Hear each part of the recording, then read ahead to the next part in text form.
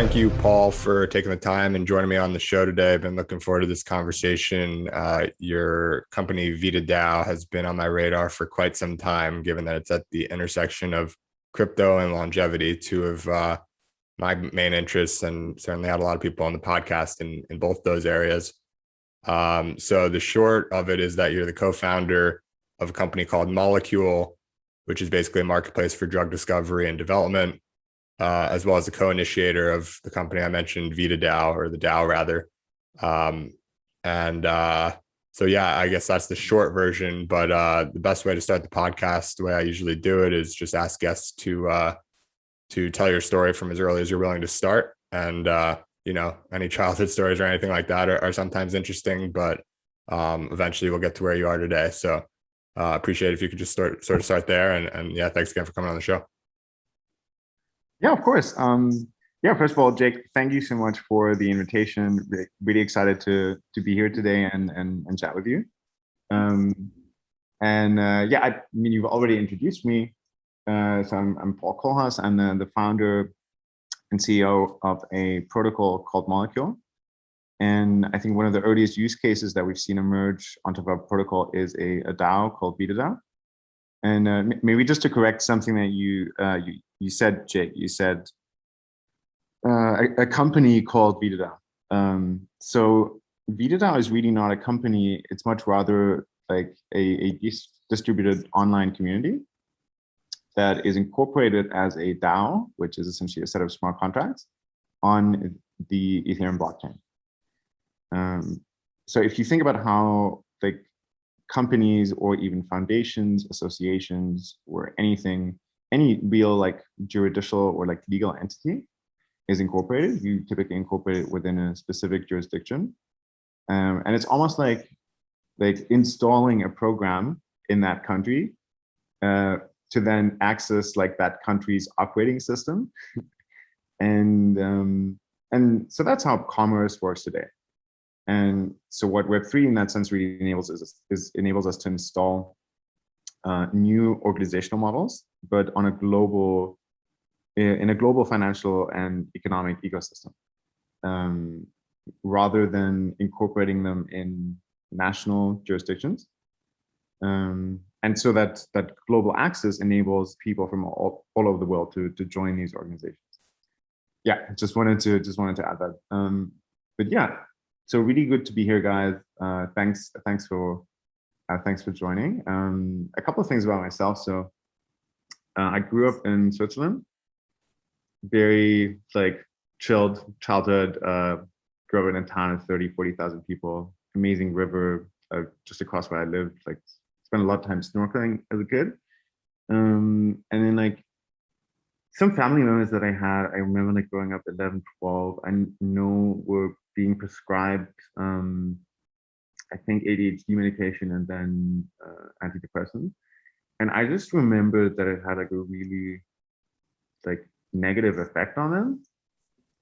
And it was really around the time when I think ADHD medications like Ritalin, Adderall was spreading more widely across Europe, because Europe was actually very different than the US. Like ADHD was never a thing in Europe, but it was slowly like being like made increasingly a thing. And so that's one side that I saw. And then increasingly as I like in my teens, I got more and more interested in things like weed, like spraying, skating, like whatever you do as a teenager. But then also started looking at certain like online communities. And first was like started playing World of Warcraft pretty early on, and through that got into like Reddit communities. And then I think through that at some point got into essentially like trip report communities. So people that were describing certain like psychedelic experiences that they've had.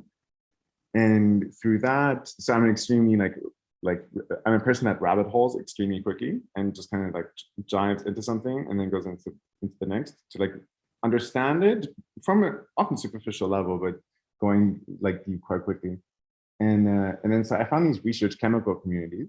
They were essentially investigating compounds, unscheduled substances, like late 2000s, that had been developed by Alexander Shulgin in the 80s and 90s. So Alexander Shulgin is the original inventor of MDMA, and then later on went on to discover most novel, let's say, designer psychedelics that we know today, which are derivatives of phenethylamines, which are originally mescaline, or tryptamines, which naturally occur in our body as like DMT, for example.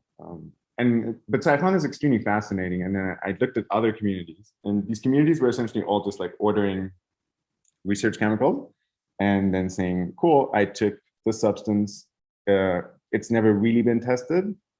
Even like in many cases, they were even new substances that came off the Shogun, and essentially saying, I took this amount and these were the effects, and this was the duration, and this is how I felt. And then often they would like post 3 or 4 or 5 reports, and quickly you'd get hundreds of people posting like reports about different substances that they tried. In many cases just in a recreational setting, but in some cases also in a therapeutic setting. And it's essentially those people were experimenting or curious about these things, one, out of pure curiosity, but also in many cases because they didn't have access to those type of experiences. And as I went deeper, I also realized, hey, there was also insulin communities in this group. So like diabetics that essentially couldn't afford insulin and were looking for alternative treatment methodologies, were ordering stuff from China, where these other research chemicals also came from, to test alternatives to insulin that they couldn't afford in the US, as well as cancer patient communities that were essentially saying, hey, this cancer therapeutic that I need costs me, let's say, over $100,000 a year in the US. I can't afford that. And here's an analog, which isn't exactly the prescribed medication that has been tested and validated, but it's sufficiently close and apparently safe for me to try it out. And in many cases, these analogs will also just have been developed, like, had never been tested in humans. And I found that extremely fascinating because most of these people did that out of pure necessity, out of need, because they couldn't access what they wanted, whether it was a recreational experience or a life-saving medicine. And through that, then more and more started looking at how does the macroeconomic pharma system work. And I was still fairly young, and I started like questioning. These were like the early days of the US opiate crisis. And already back then, it was like painfully obvious that this would become a huge problem. I think the inventor of fentanyl and carfentanil, I think multiple times testified in front of US Congress in the, I think, early 2000s, or like even late 90s, saying essentially that this stuff was going to become a massive problem and they should stop pharma companies from ever taking it to market. But okay, fast forward. So this is like the opiate crisis beginning to develop, and I'm just there asking myself, okay, on the one side, here's these online research communities essentially doing open source drug development on unscheduled research chemicals that they can access through the internet. And it's kind of working. They're saying, this one is working, this one is not working. I took it, and guys, I had really bad side effects. Don't take it. And on the other side, you have this giant pharmaceutical complex that is one of those systems that is like, it's like too big to change. That's what people think, but it's actually not. And it's not that there's people in those companies that are like, let's really try and like screw over patients, or like, let's really try and do something bad.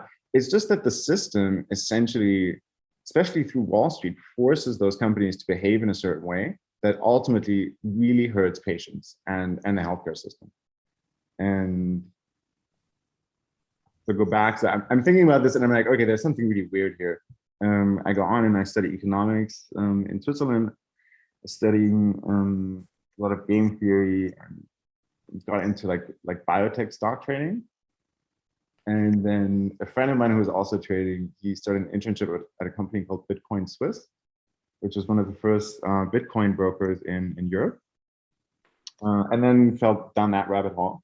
And because I'd spent a lot of time in these like online communities, I found it really fascinating how essentially crypto development was progressing, which followed a full open source ethos. It's like, so imagine, for example, if Bitcoin had been patented, like it would have never worked and no one would have used it, and half of the crypto ecosystem, or like 99% of it, wouldn't exist. But that's how we essentially interact with a lot of innovation today. And so like I realized then that I think that model is fundamentally broken. Like the patenting things to ensure that companies can, or like stakeholders can recoup R&D investments is fundamentally, I think, the wrong approach to innovation. Because if you want to develop new things, you want them to be accessible and open. You want the data to be critically reviewed, which is the entire point of having peer review in science. And just to finish the story, and then essentially fell down the crypto rabbit hole. Did that for a while. Spent a lot of time working on data marketplaces, and like first digital identity, and then on data marketplaces. And a core question is always like, how do we get how can we enable users to share their data, and enterprises share their data, and then essentially enable AI researchers, people that want to train certain machine learning models, to access that data and make it productive. And through looking at those token models, this like 2017, 18, I at some point had this aha moment where I was like, okay, actually a lot of these like design principles could be reapplied to pharma and biotech, and began reimagining biotech and pharma as a public marketplace that was built more around like the tokenization of assets coupled with the power of open source. Yeah, and fast forward, I then quit my job at Consensus in mid 2018. I spent some time just bootstrapping another company that I built up previously, and then essentially went full on into this idea that captivated me. Also met my co-founder Tyler. Huge shout out to him.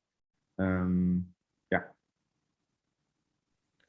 Right. So that was first of all, thanks for sharing the long version of the story. I always like to hear that, and sounds like there was a couple of interesting things from early on in your life that helped drive you to where you are today, from seeing friends and family starting to take like ADHD, antidepressant pills and whatnot, to getting involved with those communities online, doing some experimentation with various types of drugs. So it sort of adds up, and then going into crypto and realizing that could be the solution, or at least that could contain the solution to the problem that we currently have with the way that drugs are discovered and come to market and everything like that. It's not surprising, I guess, what you're working on and passionate about today. I want to double down a little bit on what you had said before we talk about molecule and how this model, proposes to potentially be the solution to a current problem that we have. I wanted to sort of dig deep a little bit on the solution. You talked about how the patent model, from your perspective, is broken, basically ensuring that these $1 billion that go into the development of a given drug are recouped by the company by giving them a patent. That doesn't really work. That doesn't really foster or accelerate innovation in any way from your perspective, and would like to hear sort of why that model is broken. And I don't know, maybe you could speak to like why we even have that, like why that is the status quo, and why we need to change it if we want to sort of see a quicker progression of, I think in the long run, people being able to access the drugs that they need for less expensive prices and live healthier lives. Yeah, absolutely. So maybe to start with that. So I think the first patent was issued I think at the dawn of the 18th century. So like in 1790 something in the US on, I think, potash, which is a specific type of fertilizer. But so in essence, I mean, what patents do is they ensure that, so if I, for example, say, cool, I need to invest $50,000 to prove my thesis that like this particular light bulb could work.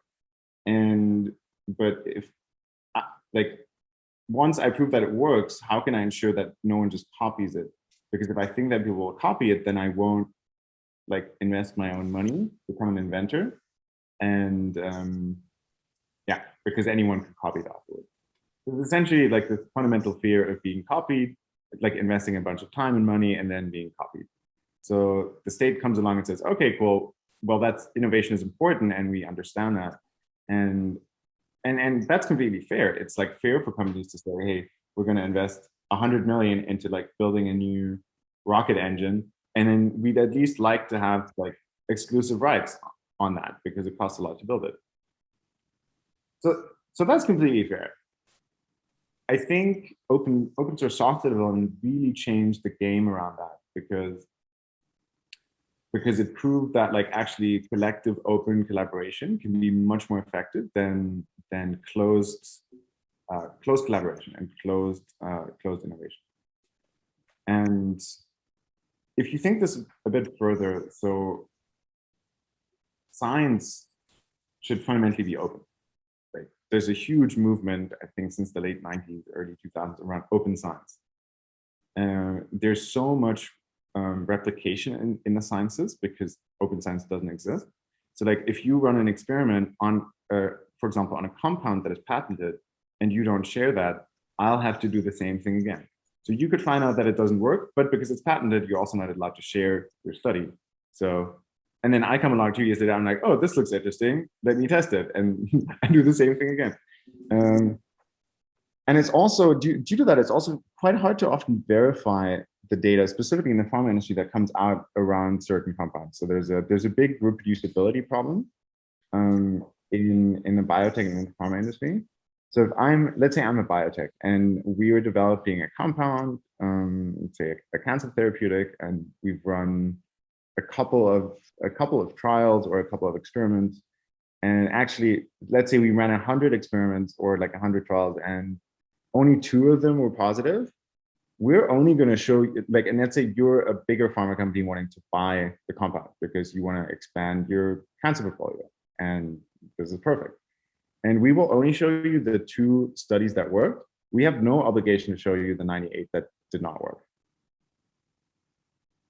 And for the other side, then it's often quite hard to reproduce the data. And then often those deals get made based on like human decisions. It's like, we've been working on this for 6 months. I'm sure it's going to work. We can't reproduce it right now, but like, let's move ahead on this. And then the biggest cost in pharma actually comes from compounds or like drugs that fail in stage 2 or stage 3. And so now if you're a cancer patient and there's a certain subset of drugs that you can take, you're essentially also being priced on all of the drugs that failed in the pipeline. So if 1 out of 10 drugs makes it, all of the failed drugs get priced into the drug that made it, right? To recoup the costs. And so ultimately what you're really doing through the system is like really hurting patients. But going back to the patent system and the biotech, so essentially there's a principal agent dilemma with IP monopolies that is really harmful to the industry. So first of all, if you have single organizations, be they a university or a biotech company or a large pharma, they only have incentive to share positive data. The next thing is if you want to work on that asset, like they can sue you. So if you're a researcher that says, cool, we're like exploring a specific disease area. Oh, I see there's some really interesting molecules that have been discovered. Oh, but most of them are patented by big pharma. Okay, I can't touch them. And those big pharma companies might not even be doing anything with them. They could be patented and just sitting there, but you can't work on them anymore. And moreover, if they never do anything with them, the patent expires, then they become a generic that was never developed. So these compounds could actually be highly effective. Yeah. If you look at the other extreme, so there's a really interesting organization called Open Source Pharma or Open Source Pharma Foundation. They started out in the, I think, 2012, 13, originally funded by, I think, Indian Foundation, because they were focusing on developing open source alternatives for malaria. I think UCL is involved, a couple of people from Harvard Medical School. But super cool initiative. But so they essentially said, screw patents, we're going to put everything into GitHub repositories. And which is really cool because now you can have researchers across the world essentially being like, cool, I've thought of this compound which could potentially work, or like we've used our machine learning algorithm to develop like this target. And then they add all of that into that GitHub repo. But what they've realized over time, even if they develop like valuable compounds, often no one's going to fund this. No one is going to fund follow-on studies because everyone in the industry knows that there is currently there's no business model. Like you will, yeah, no one will fund a stage 2 or stage 3 trial, maybe stage 1, but stage 2, stage 3, you need such high amount that you need at least a commercial partner to fund it. And that's actually a shame because once it would be approved, once you have the data from those trials, you could actually create generics around those drugs. I think there's a few cases where those work, but essentially that's the problem they ran into. So there's these two extremes. On the one side, like patents create extreme research monopolies and disincentivize collaboration and disincentivize open science. On the other side, if you wanted to go open source, so Jake, let's say, for example, you discovered a specific molecule and you wrote a blog about it and you said, I just discovered this. You know what, guys, I think it could cure this and this and this. And then it's actually assumed that it will be hyper efficient at curing that. The moment that you publish that blog post, it becomes unpatentable because of prior art. And that will never go to market, even if it worked. So that's what's really fundamentally wrong with the patent system. Did that make sense? Yeah, no, that made a lot of sense. I think I've got my arms around the problem. Hopefully people listening do as well. So the patent system, for a number of reasons, doesn't work. It sort of, I guess the intention is to ensure that there will be no competition for whoever has the patent so that they can capture the profits. But competition, while compromising for someone who wants to capture all the profits as like a monopoly, is really healthy and useful. I think most would agree for pushing the pace of innovation and allowing a lot of different people to take a lot of different angles on something that they want to engage with and experiment with and try to make a business around. So for that and other reasons, such as you just mentioned, it doesn't work. Molecule, which you've started to solve this problem, proposes that there's a new way to do all of this. You guys are doing something really interesting with IP. You've got these IP NFTs, and you hit a great milestone in August. But I think even more fundamentally, before we get to the details on those things, why does Molecule and the sort of way that you've spec'd out your vision with this project, why does that solve the problem we're talking about here? Yeah, really, really good question. So fundamentally, it comes down to how patents can be created and accessed and then shared, and how they go through this pipeline. So if you think about drug development as a really long pipeline, and I mean, I started looking at this problem and went into it so deep that I quickly decided not to look at any other areas of like IP or patenting, because you can get into copyrights, you can get into different types of patents. But so we're only focusing on biotech and pharma here.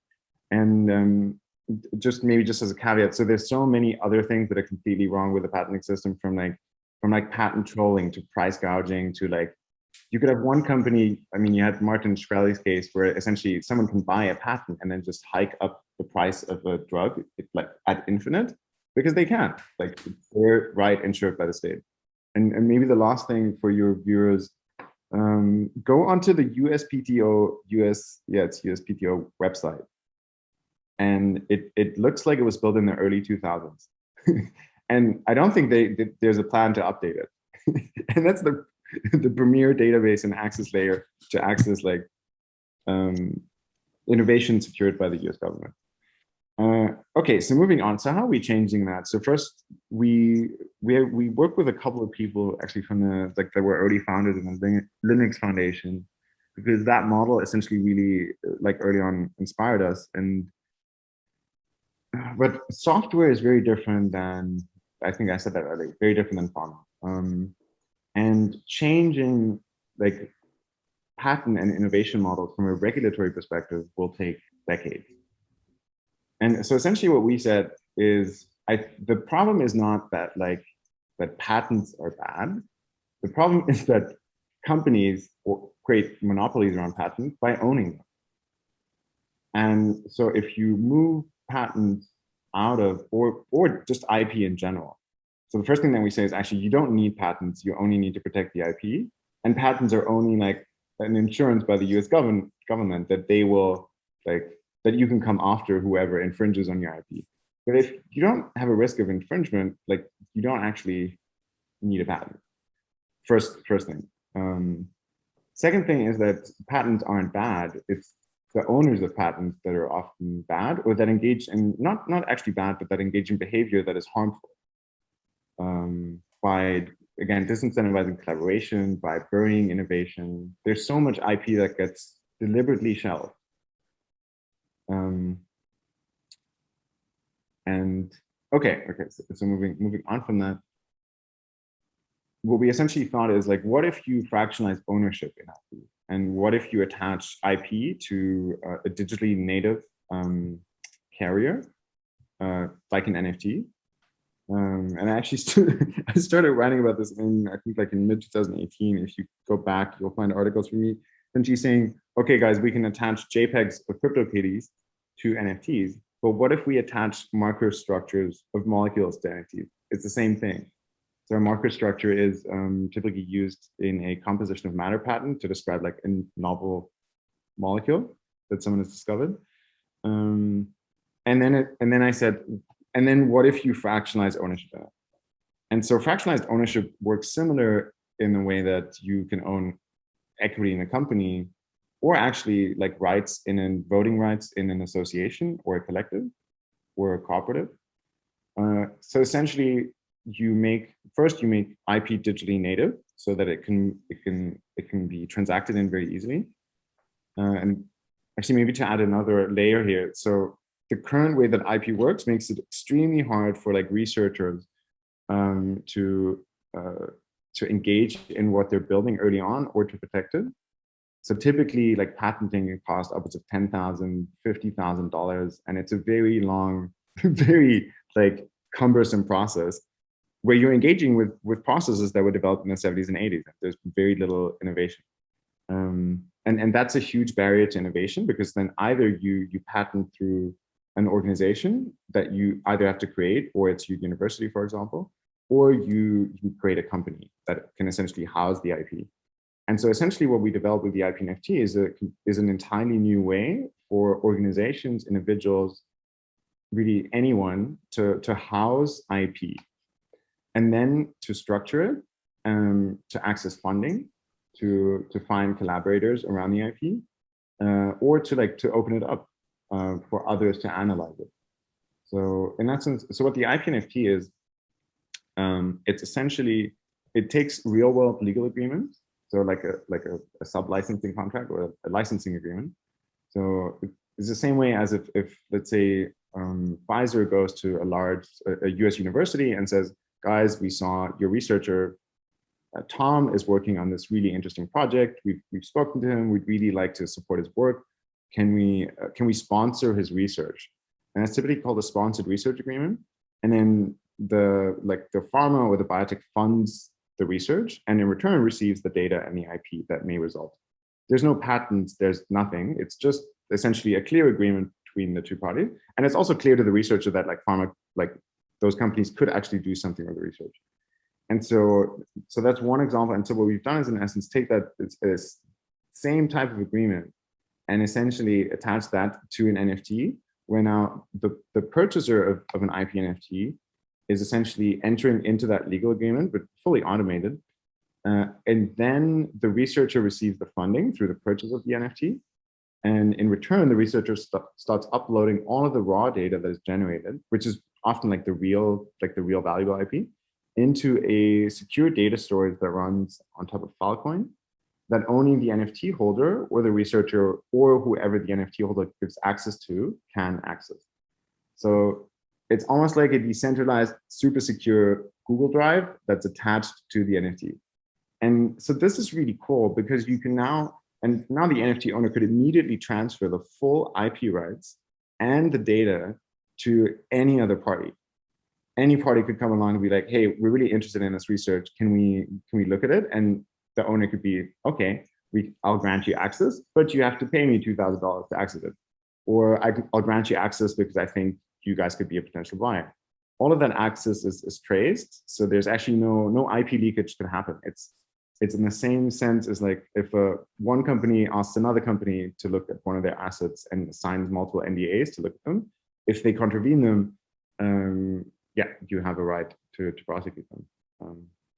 So it's a mix actually of like using the current system and then using the Web3 system, but essentially enabling researchers to make their work like much more open and shareable and transactable.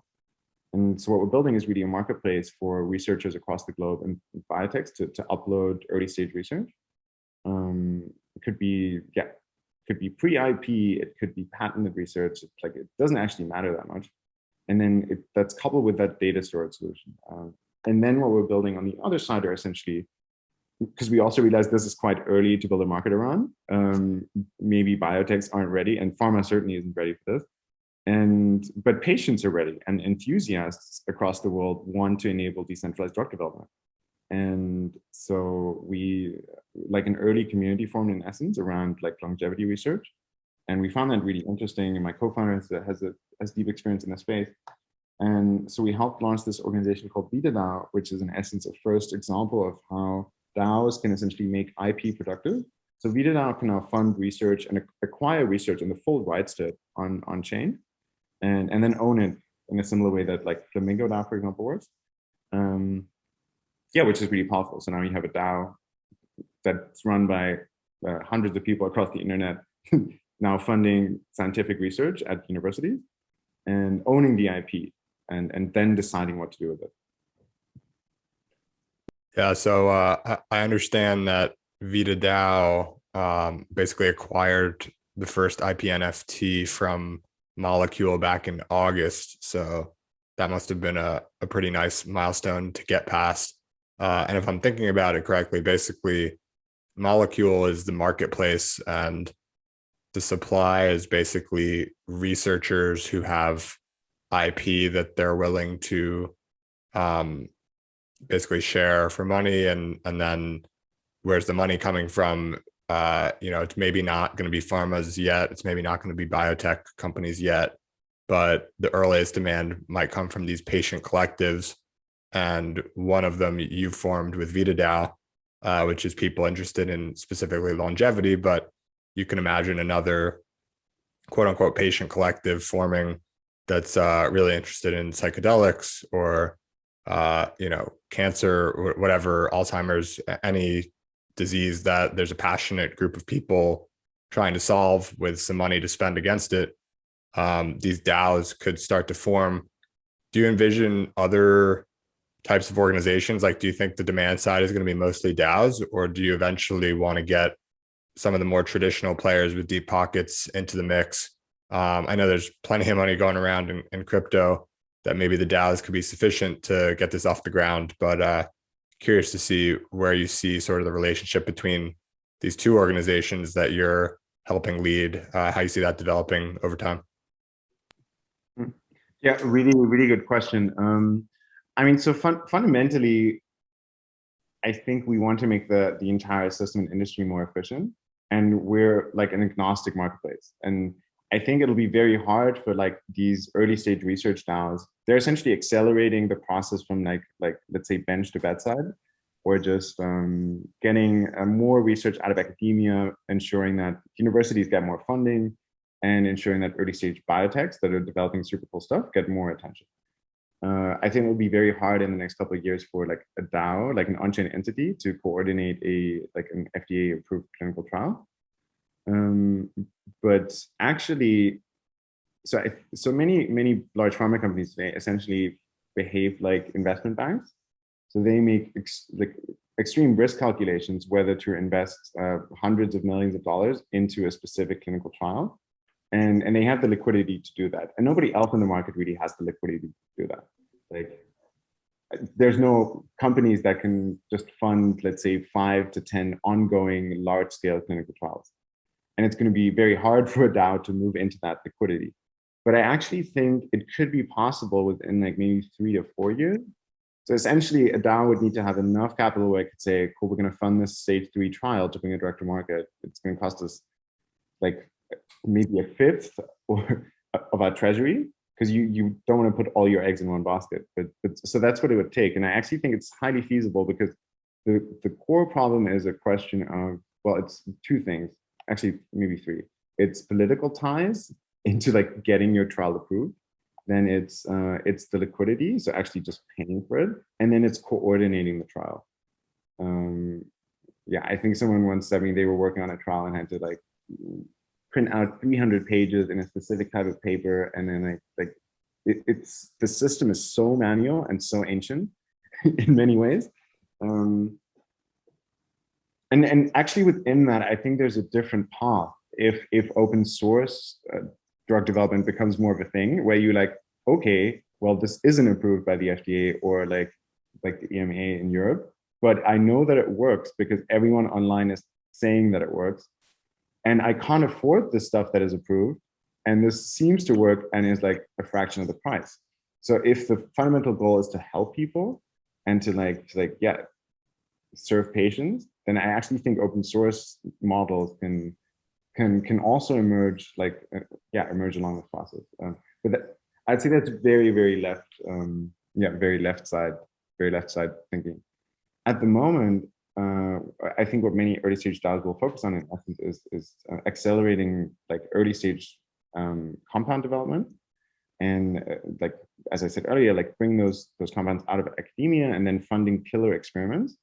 And if those killer experiments prove successful, like the DAOs should need to find licensing partners that can then take over the IP and really bring it to patients. So VitaDAO, for example, is developing like relationships with multiple, like let's say B series or C series biotechs that are really interested to source IP through that network, because they see many PIs and researchers that they would like to work with join this more open system and bring in their IP. And so these biotechs then say, cool, well, this works for us. If we can we please look at it later on, because we would like to take it and then continue developing it. And so in that sense, then I think many will be early on focused on accelerating preclinical research, and thus also be like much more removed, let's say, from the regulatory hurdles that come once you move into clinical trials. Right. So VitaDAO basically goes in at the early stage, like preclinical, and buys the IP on molecule. And the way that they go about doing that and agreeing to do that, I guess they have you guys have on-chain voting with this Vita token. So it's like truly a decentralized organization. And you go and buy the IP, and I guess the bet is that if you fund enough very early stage preclinical stuff, you'll have enough success cases where then you're able to build these relationships on the other side and turn around that IP NFT to one of these biotechs. And, that money then goes into the treasury for the DAO to go ahead and fund future preclinical projects, and the thing could take off from there. Is that sort of the right perspective on what the objective is? Yeah, that's completely the right perspective. I think at least for now, like in terms of what the capabilities are, but I mean, there's nothing actually that would stop VitaDAO in the future, for example, to decide to try to bring drugs to market by itself. Yeah. I also think there's so for me, I think one of the really one of the really cool things about VitaDAO is that it really democratizes access and ownership of that early stage research. So if, for example, VitaDAO had discovered a new breakthrough treatment, then its members could think really long and really hard about how that treatment should be commercialized. Whereas many longevity companies today are really funded by very elite VCs or billionaires. And so that means if those biotech companies bring something to market, again, it would be highly monopolized. If you have a breakthrough longevity treatment, you could make that extremely expensive and just not grant access to anyone except for like a select few. Because you can, and you should, in a way, if you think of competitiveness, because like if you're competing for power in a global system, you want certain people maybe to get older, but certain people also not. But now imagine if increasingly dictators across the globe and like CEOs of powerful tech companies get older and older while the rest of the population doesn't.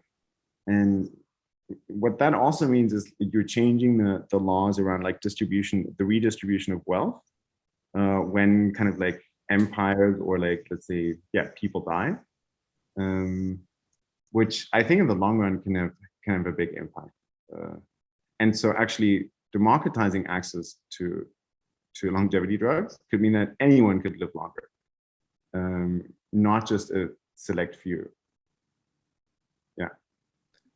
Yeah, I mean, I am hugely hopeful about longevity research and what we could see within our lifetimes. And I just sort of took it for granted, I guess, that if and when something came about that was meaningful, we would sort of do our best to distribute that around, sort of like what you've seen with like, COVID vaccines. It's like pretty quick for everyone, or, a material number of people, at least in developed countries, I guess, to go and get access to it, because it's just seen as like a basic human right, but it's not necessarily the case. So if you have a broader base that's funding the thing and has control over the IP, it seems natural that would lend itself towards democratizing access to whatever the innovation is or whatever the drug might be as well. So yeah, I see we're coming up on time here. This is one of those ones I could go at least another hour or so, but I think we're gonna have to cut it here. I respect your time and don't want to go too far over.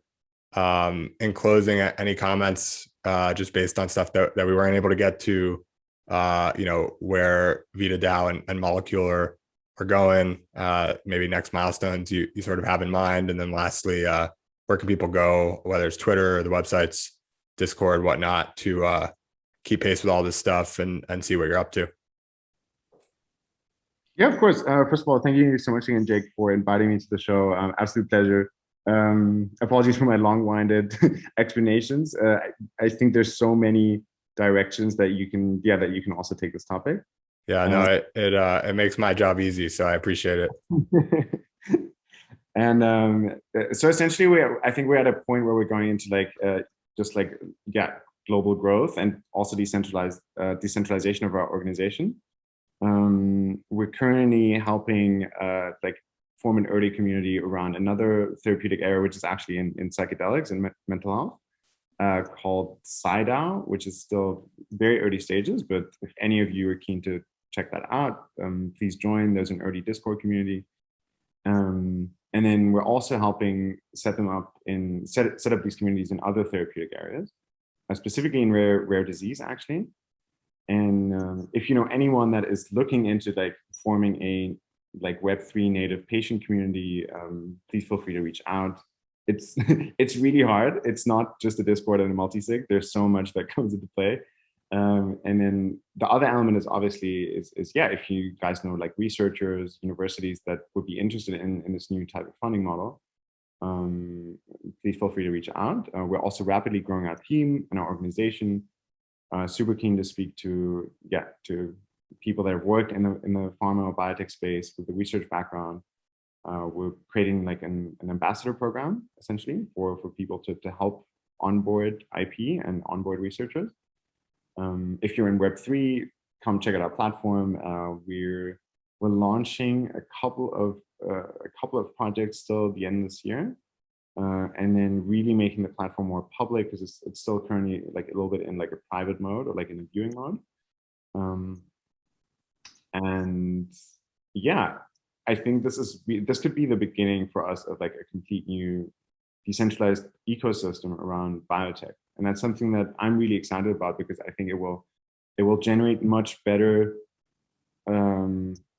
much better therapeutics, medicine, and innovation for humans, because we can quickly see what works and what not, and we won't have companies, or like in our system, we wouldn't have companies that are incentivized to generate revenue, but you create very strong incentives around like patients to seek impact and to communicate what works and what doesn't.